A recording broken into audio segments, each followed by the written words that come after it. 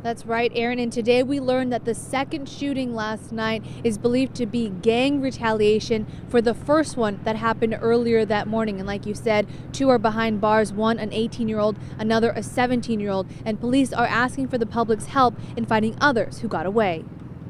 Well, the first thing that comes to your mind is, is my child okay?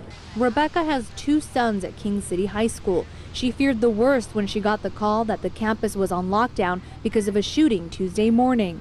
But I did take my kids out just to be in a better for them to be safe. By sundown, another shooting happened at the motel right across the street from the high school, sending 3 to the hospital. Wednesday morning, another lockdown as police continued to search for those responsible. This one was a little more scary because the person in the intercom, she sounded a little scared. So we thought it was like someone that was around the class. Despite all of the violence around campus, the superintendent is urging parents to keep their kids in school. We think that the campus is probably the safest place to be. We've got cameras all over the place. We have our own security. We now have, for the next several days, we'll have increased security. The crime scene tape is gone, but bullet holes remain scattered across several rooms where even young children were staying here at the motel.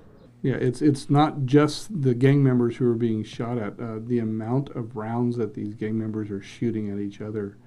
It is a miracle, in my opinion, that younger, innocent people have not been affected by this directly by being shot. Police say the second shooting was likely gang retaliation for the first, and officers from surrounding areas are helping patrol the streets.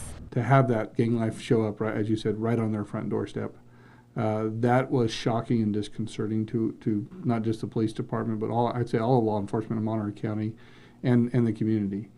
And I think that's why we're seeing a little bit more involvement from the community. And my hope is that this involvement continues to grow in a positive fashion.